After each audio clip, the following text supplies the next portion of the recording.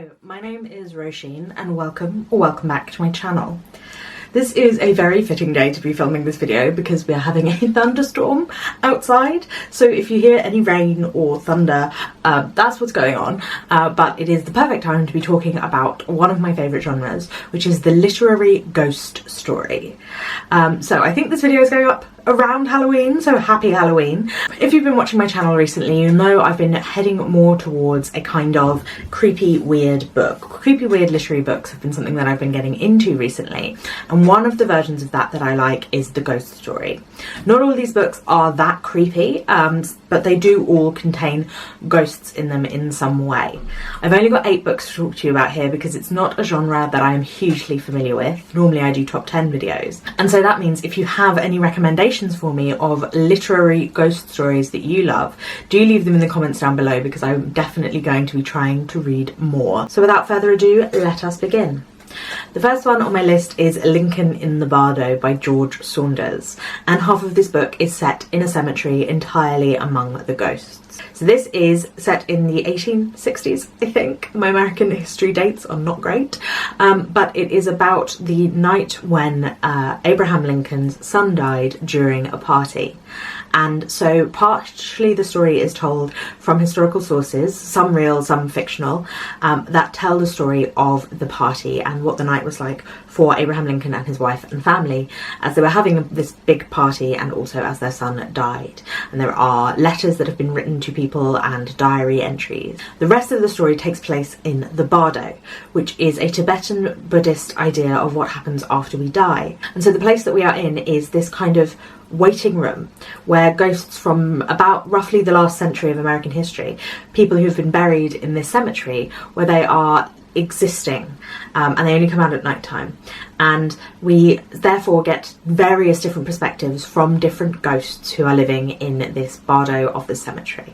And so there is a unnamed pit where a lot of the enslaved people have been buried, and there are various different people from various different levels of society, those in mausoleums on the hill and those in the poorer graves further down. We travel to a kind of shanty poor town down by the sea where there are more disreputable people, down by the river where there are more disreputable people. In the young boy, we see how he explores this and how he hears stories from different ghosts about their experience of their life and also of their afterlife. One who has said, for example, that he nearly went on but got too scared and came back. Although, of course, as these ghosts are narrating things to us, we don't know how reliable they are and how honest their depiction of the afterlife is. It's one of the most interestingly written books that I have read, and I really enjoyed it. I thought it was very thought-provoking. It was so good at giving us sort of vignettes, different vignettes of different time periods and different classes in this period of American history. It had a sort of cacophony of voices, and it did such a good job of differentiating between them. I listened to the audiobook for this, and I think that that worked really well as it had a full cast of characters, and for me personally, I didn't find it difficult to keep engaged. Although I do think with confusing things like that, some people prefer not to listen to the audiobook. I found it helped me to sort of travel along. There is a lot of shape-shifting, there are a lot of weird, strange, tense moments in this book. It doesn't always go the way that you think it's going to go. In fact, it's very hard to predict what's going to go on, but I thought it was really compelling and very, very powerful. The book on my list is Wolf Hall by Hilary Mantel. This is Bring Up the Bodies, which is the second in the series, but the whole trilogy is full of ghosts, particularly the ghost of Thomas Wolsey, who is the Cardinal. So this is the story of Thomas Cromwell, who was kind of the consigliere to Henry VIII. The beginning of Wolf Hall starts when he is a young boy and he's being beaten by his father, and he then leaves his father's house and goes into Europe in these lost years, and then he comes back. And so this book travels about in time a bit. The first one, which isn't this one, but you know what I mean. Wolf Hall travels about in time a bit from his being the right-hand man to Cardinal Wolsey, who is trying to help Henry VIII get a divorce without breaking down the church, because Cardinal Wolsey is a cardinal in the Catholic Church, and Thomas Cromwell's closest person, the person who's brought him into this world. And Thomas Cromwell is constantly haunted by his past.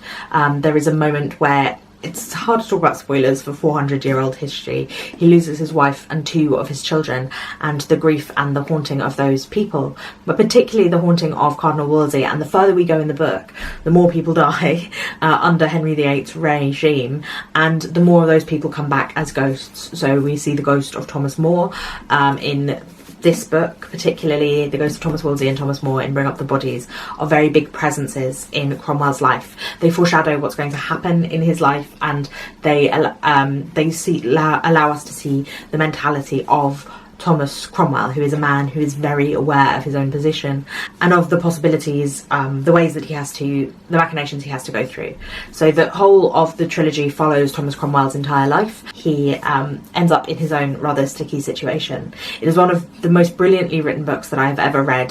The setting really comes to life. The way we are so entirely on Thomas Cromwell's shoulder, we are almost inside his head, but not quite. He never quite reveals precisely what he is thinking, but the perspective is definitely his own. And so there are these moments of him talking to ghosts and to the people of his past that is so much him talking to himself, and he feels like such a very real character as well. I think the tangibility, the way that she plays with dramatic irony, the way that there is always something kind of mischievous going on in Hilary Mantel's writing. At the time of filming, Hilary Mantel died yesterday, and so that was a big moment in the literary world. She's one of the best writers. She was in the middle of writing another book, and so it's very sad that she has done so. But if you haven't yet read the Cromwell trilogy, I would 100% encourage you to do so. It is one of the most brilliant pieces of historical fiction I've ever read. One of the most brilliant series of novels. It's my favourite book. It's my favourite. And I'm definitely going to start reading them again myself after this. I've been trying to find a reason to do so, but it is a 2,000 page trilogy, so finding the time is always difficult, but yeah, it's so wonderful and it's so brilliant, and I 100% encourage you to read it and think of it as a ghost story. Next is the classic Wuthering Heights, which I think is one of the famous ghost stories from British literature. I do have a video where I talk about Wuthering Heights very much in detail, which I will leave in the cards above, but I don't really talk about it as a ghost story. We begin with our narrator, who arrives in this place of Wuthering Heights and meets Heathcliff and goes to live in one of these houses, and he starts to hear the story from a maid who tells him about the history of Wuthering Heights and the history of Heathcliff. We see Heathcliff's obsession with the ghost of Cathy, and that is the ghost that haunts the majority of the book. Wuthering Heights, as you probably know, is the story of Cathy and Heathcliff, 2 young people who live in this a manor in a house where they are both neglected and abused, Heathcliff particularly. The story explores their relationship as they grow up, their closeness and their combativeness together, and their story of obsession and attachment to one another. Cathy eventually goes and marries a neighbour and leaves the house, but this is a very big, overblown gothic novel with a lot of beautiful descriptions of the moor and the wilderness and those things that echo both Cathy and Heathcliff in their personality. As I said, it has 2 time periods, and so when our narrator is telling the story, he meets Cathy's daughter and another young man, Heathcliff's son. And in that modern time period, we see how everyone is haunted by the choices of their forebearers, both Cathy's father, her brother, and Heathcliff, and Cathy herself. The effects that this has had on the lives of these young people and of the house and of nature as well, because nature does always reflect emotions in this book.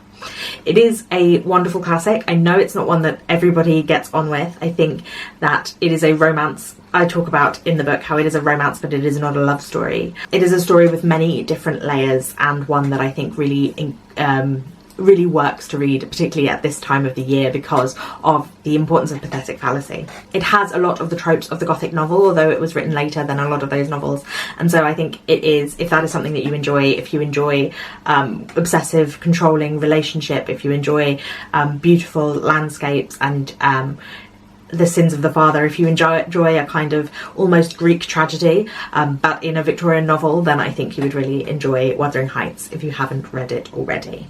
Then on my list I have The Betrayed by Riene, Archache, Melvin, which I've read this year, and I've been trying to convince other people to read since I read it. I think it is one that is kind of underrated because I don't think I've heard anyone else talk about it. The Betrayed is a piece of Philippine fiction. It is set in the 1980s, I believe. It is set after the end of the Marcos regime anyway, and it is about two sisters whose father was very important in the resistance to the Marcos regime, but who has been assassinated in San Francisco where they live, and they decide to travel back to the Philippines. One of these sisters married to the godson of Marcos, who is now involved again in politics in the Philippines. And her sister has a kind of obsessive relationship with Arturo, who is her sister's husband. And the story just follows these three people as they travel through a 3-month period of political and social upheaval in the Philippines. The Marcos regime has ended, but there have been 6 attempts at a coup of the new government, and as I said, Arturo is currently running to be involved in the government in the new elections. This explores the way that the new regime is not as different from the old regime as it wants to pretend to be, and the way that the Marcos regime still haunts the Philippines even though it has been brought down. We also travelled to more remote areas of the Philippines rather than just Manila, where the elite live, as Arturo is travelling as part of his campaign for election, and also as a feeling of detachment that she has. She is pregnant and she also sees ghosts. She has seen ghosts all her life, and these ghosts, at the moment, she feels the tension of a ghost watching over her, who she believes to be her father and who she thinks is judging her for her current relationship with a man who was involved in the Marcos regime. And whilst there is a strong feeling of the Catholicism of the Philippines here, there is also a strong feeling of superstitions and older religious ideas that are part of the culture. It is a really still, slow-moving, stagnant book. It feels very much sticky in the tropical heat. It is another one where the setting feels alive, and the motif of ghosts is quite light, but it does echo the themes of history and the repetitions of history, and also secrets and what can be unlocked and what is hidden. There is a lot of tension and superstition and uncertainty throughout this book. People not talking to one another, not communicating, and hiding a lot from one another. The atmosphere of it is so strong, which is one of the reasons that I really, really enjoyed it and that I really, really recommend it. Another book that I read this year that is haunted is The Sentence by Louise Erdrich. I read this book when I was reading the Women's Prize shortlist, a video I will leave in the cards above, and it was my favourite book on that shortlist. The story follows a woman who, at the very beginning, commits a crime that involves drugs and a dead body and her not having all of the facts, for which she goes to prison. We jump forward to the end of 2019, after she has been released from prison and is working in a bookshop. And this bookshop is the bookshop that Louise Erdrich actually works in. It is a bookshop of Indigenous literature. And we follow her over the course of a year that of course includes COVID and includes the Black Lives Matter movement, as well as her own relationships with the people in her family and an Indigenous community and their reaction to both COVID and Black Lives Matter and other things that are going on in their lives at the time. But alongside this, the bookshop in which she works is also being haunted by one of her least favourite customers, a very pushy, opinionated woman who was a white American woman but believed she had some sort of Indigenous connection. This woman died, but our main character is the only one who feels her coming back to the shop in progressively stranger and more tangible ways. It is a book that there isn't really a through line of plot. There isn't really a one thing that is happening, or we have kind of the mystery of the ghost, but that kind of waxes and wanes in importance in our main character's life as other things come to the fore. It is a really warm and wonderfully told book, though. I love Louise Erdrich's style of storytelling. I think that it feels so still and calm and slow moving, and yet there is so much going on underneath. It is a lot about history and the importance of culture, the waves that history makes through someone's life, through your contemporary life, and the effects that history can still have on someone, even if it seems like it was a long time ago. This is through the life of this woman who is a ghost. Her history and her family history is part of the mystery. But at the same time, it is also in the interactions that the Indigenous people who work at this bookshop have with white people around their town. Our main character is difficult and stubborn and not always likeable, and yet I liked her so very much. Her relationship with her partner and with her partner's niece are such wonderful and they feel very real. The flaws of all these characters, they feel so well fleshed out. The way that it uses ghosts to talk about what keeps coming up and what keeps resurfacing through American history, I think is really well done. A book that is probably the most weird and most like fully ghosty, horror-y of this list is Build Your House Around My Body by Violet Kupersmith. This one is set in Vietnam and tells the story of two girls who go missing in different time periods. So one in the 1980s and one in 2010, and the one in the 1980s is in the mountains in the south of Vietnam, and the one in 2010 is in Saigon, or Ho Chi Minh City as it is also known. And this book opens with full-on creepy weirdness of a man who detaches his own jaw and this smoke comes out. So you know what you're getting into from the very beginning. But it still manages to be slow-moving and build up from there, because we kind of jump back into a different time period after a while. This is another book in which the setting feels so tangible, as it did in the last two books I was talking to you about. It really feels like Vietnam is alive in this book, and it is so wonderfully evoked. I could really see all of the different settings, from the karaoke bars to the dingy apartment in which our main character lives, and in which there is a sinking. It is a very, very like creepy book, one where I felt so much. I felt like the hairs on the back of my neck standing up. It felt very like slow, and then all of a sudden completely out there. It's one that I don't want to tell you too much about the plot because I don't want to ruin anything for you, but this woman becomes involved in this mystery and finding out what happened to this girl, and so it does look at power structures and sexism and sexual violence and things like that are involved in this, but it is kind of like a fever dream of a book. It gets more and more so like unhinged towards the end of it, and it was when it did that that I kind of really fell in love with this book, because it feels so like slow moving and uncertain in the beginning, and our main character, from whose perspective we're seeing things, feels very detached from the writing. I think it was kind of the book that got me into Weird Women, really, and I think it does such a brilliant job. It feels like the horror of it doesn't feel overblown, and it doesn't get to the point where I roll my eyes, which I can do sometimes in books that have taken the magical realism to the point of fantasy, I suppose. But I thought that this one was so... It got you there, honestly, and it got you there in a way that felt like it was meant to happen, and it really worked very well for me. Another book that began with a ghost and then I forgot about the ghost for a while is A Brief History of 7 Killings by Marlon James. This book is set in Jamaica and Florida and New York, although mostly in Jamaica, in the 70s, 80s and 90s.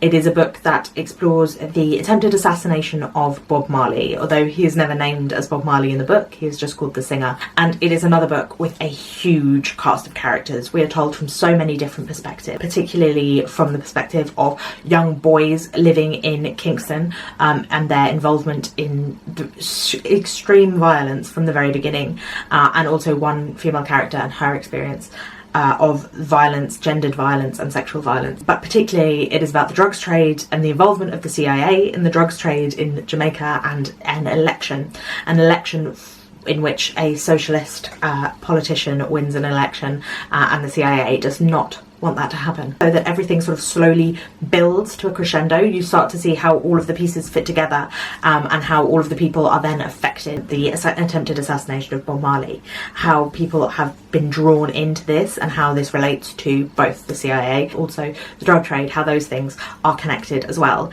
It is written mostly, from the most part, in Jamaican patois, and so it is... I didn't listen to the audiobook, I read it, but it took me a second to get into the vibe of reading it. But the ghost that haunts this book, and the ghost that narrates some of it, is a British journalist. He is kind of overseeing everything, and he meets the people as they die, kind of is just sprinkled throughout.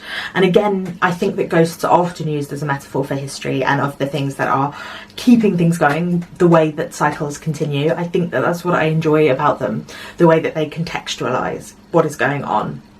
And this British ghost contextualises the colonialism of Jamaica, the extractivism that happens under colonialism, also the hope and the ways that those hopes are dashed by neocolonialism, the hopes for a change and things that could be better, events that conspire to stop this change from going on. Marlon James is so brilliant at having such specificity in the voices of all the different people who are talking throughout this book. It is from different perspectives, as I said, and all of the people feel really real and nuanced and very different from one another. They are very easy to differentiate. It's not a book where I got lost. There's so much affection for characters that you didn't think you would feel affection for. He also explores queerness in Jamaica and what it's like to be a gay man in the 1970s in Jamaica. I would caution you to not get too attached to anyone in this book. I really would. Like, if you think Game of Thrones is a bloodbath, you should read A Brief History of 7 Killings, which is neither brief nor are there only 7 killings. Such a powerful book, such a book that really stays with you, and like I said, the strength of Marlon James's voice, I think, is just so wonderful. Then the final book that I wanted to recommend is another one narrated by a ghost, and that is Katalin Street by Magda Szabo, which is Magda Szabo is a Hungarian writer, and this is a mid-century classic. I don't remember who the translator is, unfortunately. I'll put it on the screen here. I read this last year for Women in Translation Month. Again, I will leave that vlog in the cards above if you would like to go and check it out. This tells the story of 3 families who live in a row of houses in Katalin Street in the 1940s.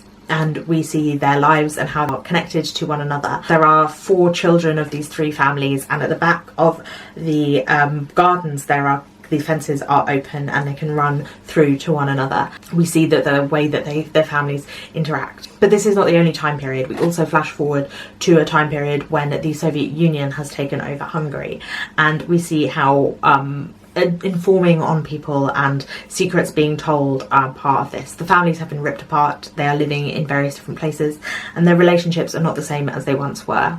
But all this story is narrated by the ghost of the little girl of one of the families, and so we know from the outset that she does not survive. We also know from the outset that that family is the Jewish family in the row, and the Nazis are about to invade Hungary. How this central event, which doesn't even really seem to take place on the page, but we know what it is, and we see how with great melancholy the story is told about their childhood, and then as this little girl ghost follows around the people after she has gone, and sees how their lives have changed under a different form of dictatorship, a different form of people watching you, and so she is watching them as they watch each other.